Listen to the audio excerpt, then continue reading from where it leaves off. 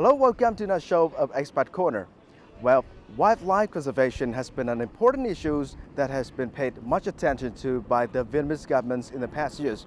And along with a lot of investment and efforts made for the protection of wildlife, it's important to mention the role of foreign experts. And today we're going to Cát Bà Island and we will meet with a man, American guy, who has been devoting his time and efforts for the protection of the Cát Bà langurs.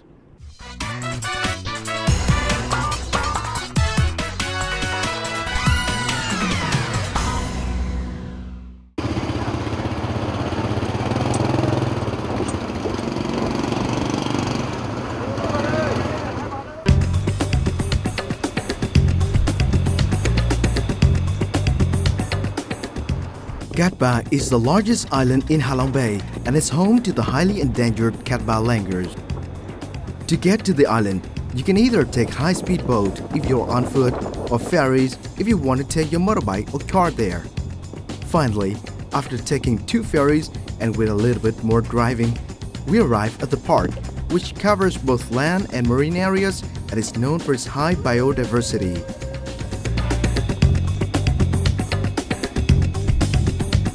After a long travel, we're here in Cát Bà town. This is where the Cát Bà National Park is located, and we're going to see the man we're talking about, Rick Passaro. The office of Cát Bà Langur Conservation Project is inside the national park, and Rick Passaro, one of a handful of expats living on the island, is currently the manager of the project.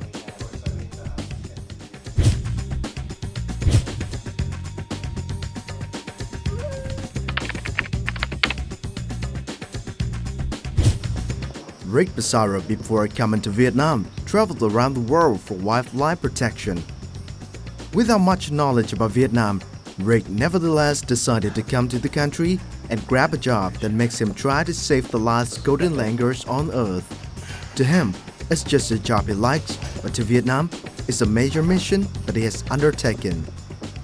I've been interested in animals ever since I was a young child, and my entire career I've worked either in the forest or in zoos with wild animals. I've worked in the Caribbean and the Bahamas, Africa, Thailand. Just prior to coming to Vietnam, I spent 7 years working with leopards in Thailand, and I saw the Cát Bà Langur project manager job advertised on the internet. Looked like a very interesting opportunity, and here I am.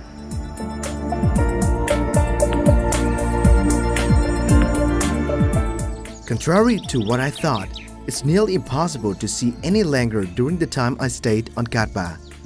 The number of these species, due to poaching and deforestation, has reduced drastically to a small number of around 60 individuals. When Rick first came here, it took him 6 months to see his first langur. Rick rapidly came to understand how critical the situation was. Although the project, since its establishment, has had a positive impact that has prevented their numbers from dropping, Rick knows there's a lot more to be done. And one of the things he has done is to change the awareness of the locals.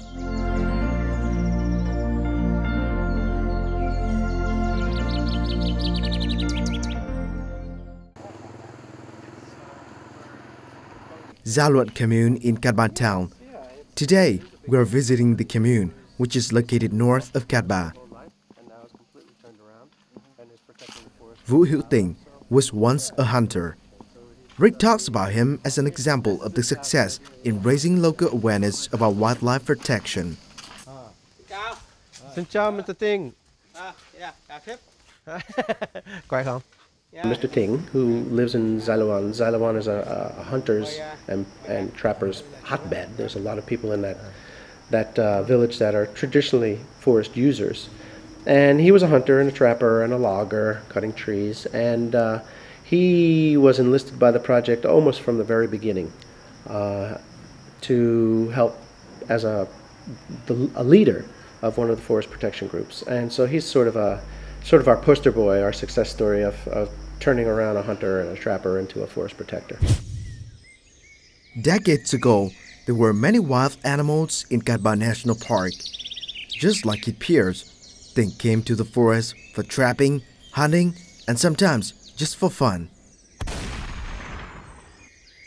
Năm 17 tuổi thì đã biết đi rừng. Thời kỳ đấy chưa ai nghĩ đến chuyện quan trọng về cái động vật hoang dã, mà nó ở đây cái khu vực này nó rất nhiều. Thời kỳ tôi đi thì chỗ nào cũng có vọc, kể cả xung quanh như cái xã Giao Luận này thì nó không phải là một chỗ mà nó xung quanh xã Giao Luận này là cũng rất nhiều. After learning about the importance of wildlife protection from the project, Tỉnh has become poacher turned gamekeeper, joining the local forest patrols. Công việc chính của tôi bây giờ là đi kiểm tra rừng, xem xét những vùng nào mà có cái hiện tượng mà người ta khai thác nó không đúng quy định ấy, mình có thể là mình ngăn chặn luôn. Đấy, trường hợp là ví dụ người ta săn bắn, mình ngăn chặn, và người ta khai thác những cái gì nó không đúng theo quy định của pháp luật nhà nước thì mình có thể là mình gặp người ta để giải thích, chấm dứt cái việc này. But Tỉnh is not the only one who is influenced by the project.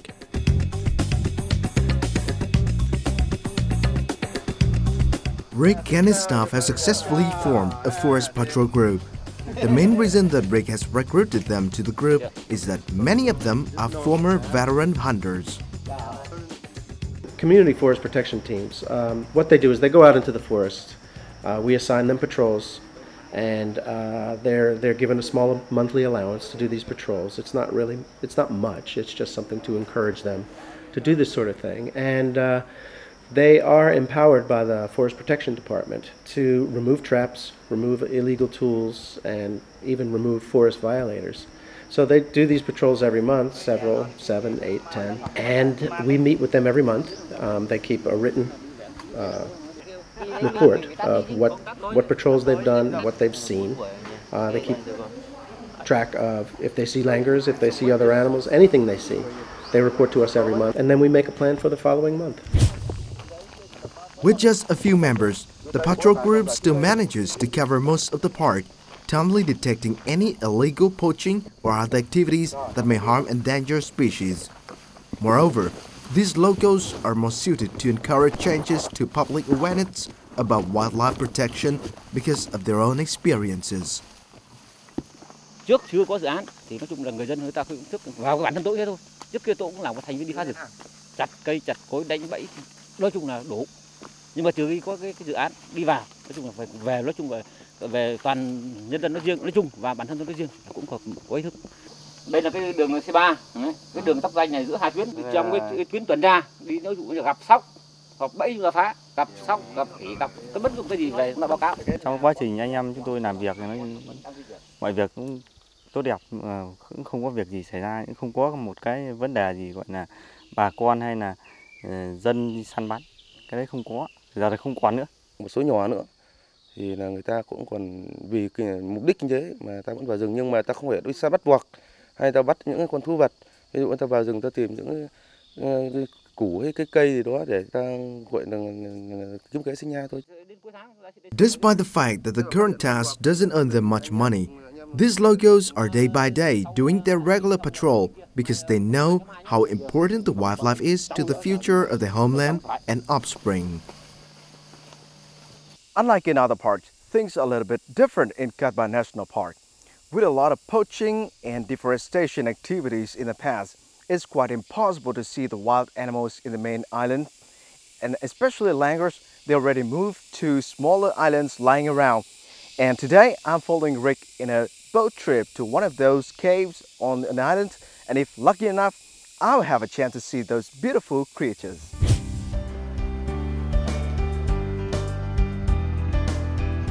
While initially no expert about langur, after 2 years working here, Rick's knowledge about the animal has broadened, allowed them to take further steps in the task of langur conservation.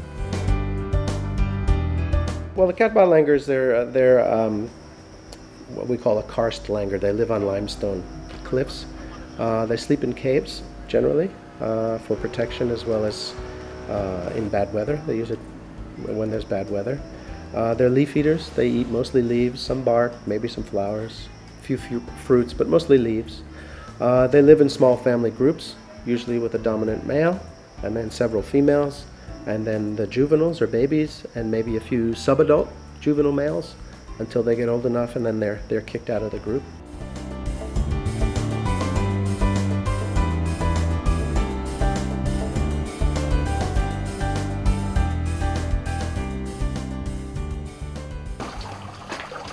The trip today brings me to a cave that is around 45 minutes traveling by boat from the dock. Having been here many times, Rick knows that this is one of the caves the langurs often come to hide or sleep. This time, equipment has been prepared for setting up traps which will allow future langur translocation. So what is this place? This is one of the sleeping caves where the group of langurs sleeps at night. Usually they have several caves that they use, and so they rotate around from cave to cave. We're getting it ready to try to catch them so we can move them. You told me about this trip we're coming to the cave, but you're not telling me the direction, where exactly the cave is. I know, why is that? Yeah. Well, it's not exactly top secret, but it's probably a good idea to keep it somewhat secret so that other people don't know where the cave is, because probably people would still try to hunt the langurs. Well, a cave that the langurs have used a lot, you can see that the limestone is really worn pretty smooth. So you can see this is this is one way where they enter the cave, and so they've worn this down fairly smooth. There's some other smooth stones up there I can show you too. This way, huh? Yeah, unfortunately. Okay.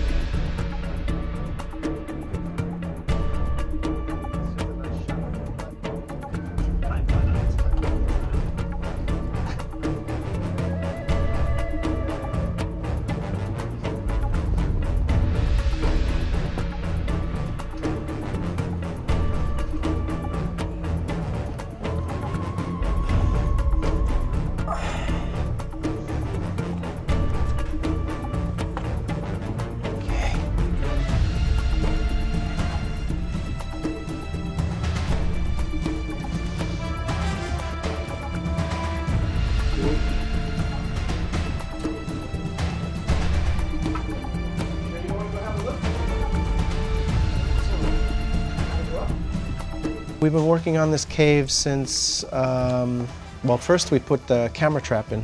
Camera trap that's over here, to try to get some information about how often the langurs use this cave, how many days they stay, when they leave, that sort of thing.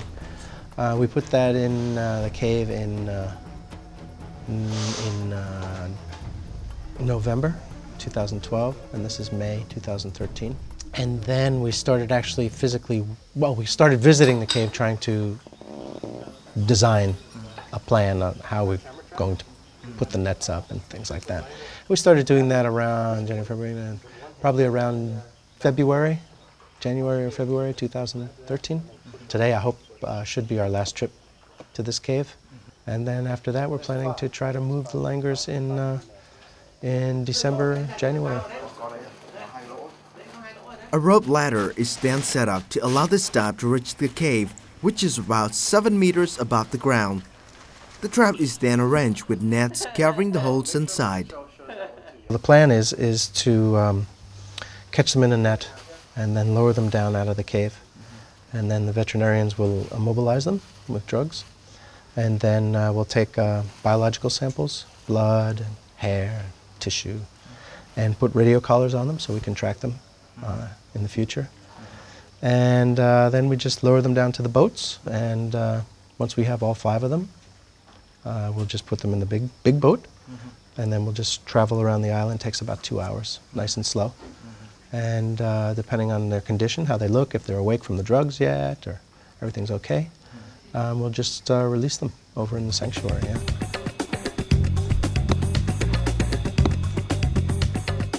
Working in a cave 7 meters above the ground without much protection, these people are risking their lives on their mission to move the langurs to their sanctuary.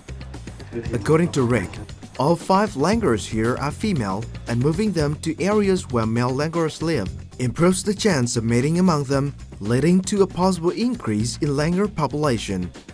Previously, 2 langurs were successfully moved to another location, and newly born langurs were reported by locals.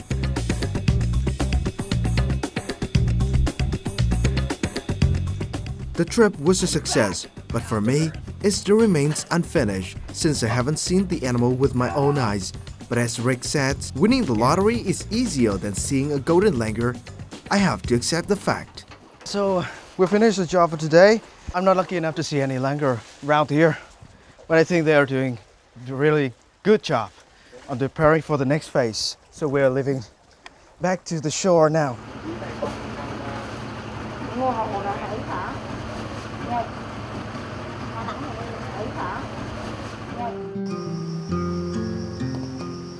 Despite it being a small project, Rick and his staff still try to do the most for the langurs with the patrols and education programs to raise awareness among the locals, especially children. And the enthusiasm of Rick, plus the determination to conserve a symbol of high phone from his staff, brightens the future of the animals.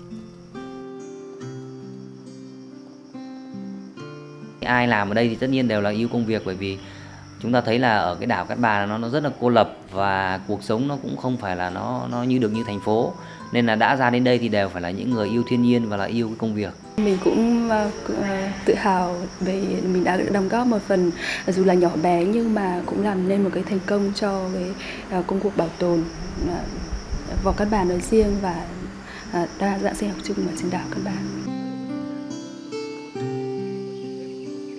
Despite the many challenges, Rick is trying his best to ensure the survival of the langurs.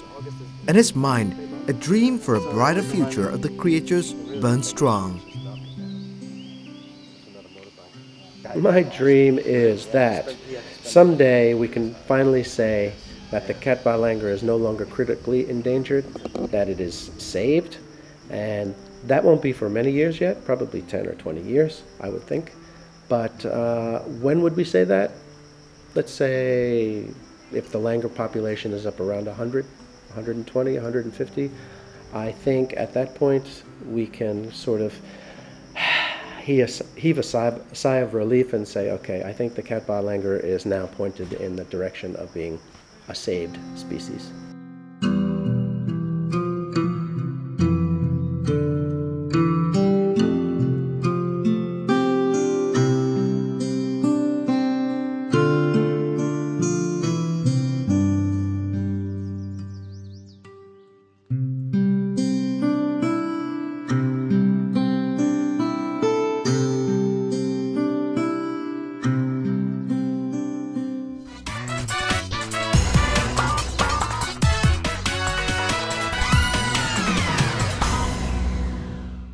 Leaving Cát Bà town with the interesting story of Rick Passaro, we go to Lâm Đồng province.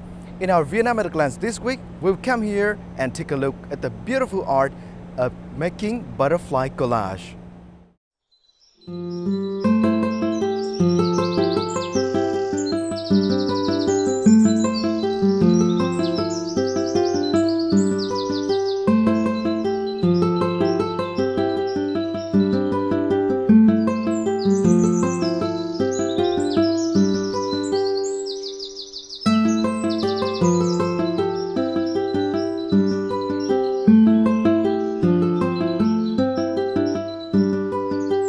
Butterflies are found all over the world and in all types of environments, hot and cold, dry and moist, at sea level and high in the mountains.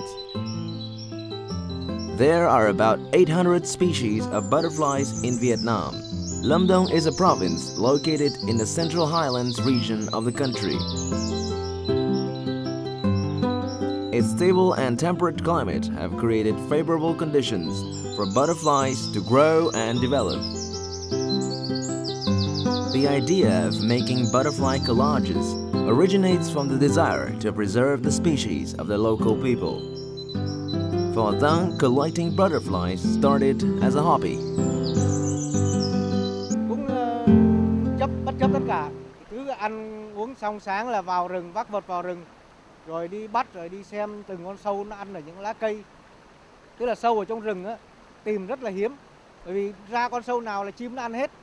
May hòa hoàn lắm mới kiếm được một con hoặc là cái tổ kén. Thì từ đó mình phải mày mò, mình đi tìm những cái đó, rồi bắt được con sâu đó, mang về nhà, mình thả lên cái cây của mình, nó ăn, nó chịu được, nó lại nở ra cái con bướm đó là mình cảm thấy mình thích thú. Đó là cái niềm say mê mà mình đã đeo đuổi như vậy. Còn lúc bây giờ chưa hề nghĩ tới cái chuyện mà coi như là mình làm ra tranh bướm để kinh doanh này kia đâu. It's time-consuming and ineffective to catch butterflies that are living wild. Collectors can only choose 1 or 2 out of 10 due to torn wings or fading colors. That is why Thăng came up with the idea of a butterfly farm 14 years ago. Nghiên cứu những loại sâu nó ăn lá gì rồi nó sẽ ra cái loại bướm gì. Rồi mình ghi vào sổ tay các thứ như vậy. Rồi mình lưu lại những cái con bướm đấy. Rồi sau một thời gian dần dần á, mình nắm bắt được là những con sâu đó nó thường ăn ở những loại cây rừng đó, tôi mới đưa về, tôi mới thả vào những cái cây nhà của mình á. Tại vì cây rừng nói đúng đâu, mình làm sao mình biết được là cây gì. Mang về thả cây ở nhà, những cái cây mình thường trồng ở nhà. Thì con nào mà nó sống được thì là tốt, mà anh chết là coi như mình loại. Thế là nó đã sống được, nó ăn ở những cái lá cây đó là về phần chủng của nó. Butterfly collages are characterized by real butterflies and complex tone values. Most of the collages are made by joining the different pieces of butterflies' wings. But butterfly collages for export must have complete bodies, correct names, origins, and full express wings.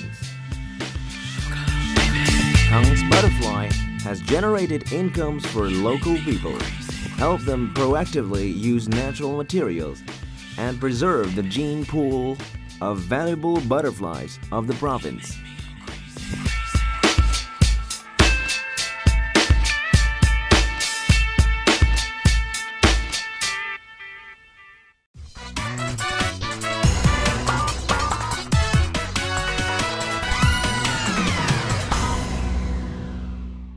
If you have a chance to visit Hội An City of Quảng Nam Province, don't just stay in the old town. Besides splendid lanterns that light up the Huai River along the bustling streets, tourists to Hội An can also get an insight into the rich weaving tradition that's been attached to the locals for thousands of years. Let's join our host Lan Anh and some foreign friends in a trip to discover the newly born silk village, a miniature of the once popular craft that the locals has been proud of. More than 400 years ago, Hội An was an important stop along the famous Marine Silk Road. Merchant boats from China, Japan, and India once created a forest of masts along the Thu Bồn River. The region is renowned as a home to numerous silk villages, producing exceptionally high-quality fabric. And it was abandoned as a trade hub in the 18th century. The weaving craft gradually faded away, and almost no village continued to maintain their old practices by 2011. With the effort of so many dedicated people, a good news has recently been brought to the silk weaving tradition of Quảng Nam Province. Located in the hub of Hội An City, this Hội An Silk Village was born to restore the rich culture of weaving fabric in this central region. So in today's Timed Out, we invite you to the silk village to get a glimpse into the very meticulous process of making and weaving silk. Let's go. Opened in August last year, Hội An Silk Village preserves a precious collection of craft-related items, especially the hundreds-of-year-old Cham mulberry variety. This rare variety was the key to producing Quảng Nam's uniquely beautiful and durable silk that have fascinated foreign traders. Different from normal mulberry trees, the Cham variety is tall, offering an ideal place to produce silk cord in the most natural way, breeding silkworms right on the trees. Well, this is the normal mulberry tree's leaf, and this is the Cham one. As you can see, the shape of this leaf can be easily found in so many Cham's patterns. Well, more than 40 mulberry trees of the Cham people are being well preserved in this Hội An Silk Village in an attempt to bring the old silk weaving method of the Cham people back to life. But the village doesn't just preserve the precious Cham mulberry trees, it also offers visitors a unique hands-on experience of discovering the manual silk weaving process of the King people.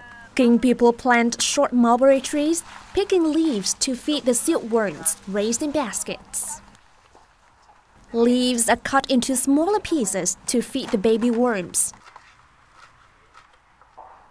Don't judge the stomachs by the body sizes. These little worms eat all day long, consuming a huge amount of leaves every day. After 3 weeks, the silkworms stop eating and spin a cocoon for protection to permit the development of the pupa inside.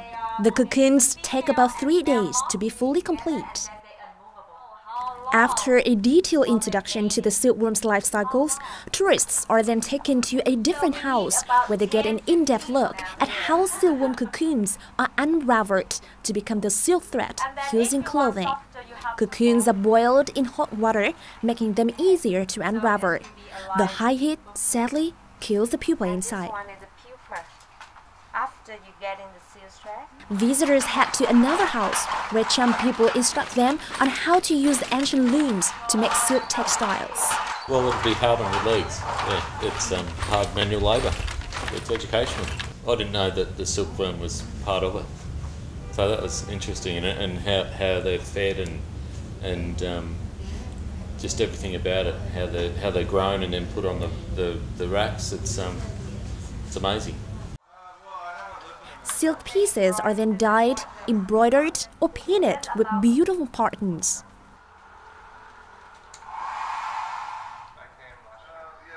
Visitors are then led to an exclusive silk collection of 100 costumes from Vietnam's 54 different ethnic groups, through which they can see the diversity of the nation's weaving culture. Trước tiên là khách rất là hào hứng về cái phong cảnh ở đây, họ rất là hài lòng. Và sau khi tham quan cái vườn dâu, rồi cái cách trồng dâu, nuôi tầm, ươm tơ và sau đó là dệt lụa, thì người ta rất là ngạc nhiên và cảm thấy là trầm trồ khen ngợi, rất tự hào khi mà giới thiệu về cái quá trình ươm tơ dệt lụa của người Việt Nam mình. I think the Silk Village is really cool. I didn't really know what to expect, but it really shows you a peek into the past of a few hundred years ago. And it reawakens this old past of Hoi An that a lot of people don't get to see, which I thought was really interesting, especially with my perspective when I work with animals and plants. They could do that with silkworms here, you know, raising trees and using worms to naturally produce silk.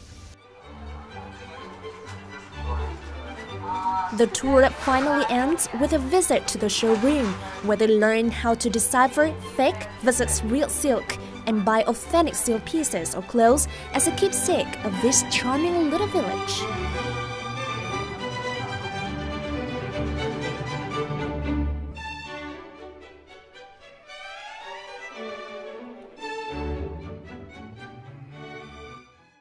And that's it for this show of Expat Corner. Hope you like it, but don't forget to send us your comments or ideas to expatliving@vtv.vn. Thank you and see you in our next episodes.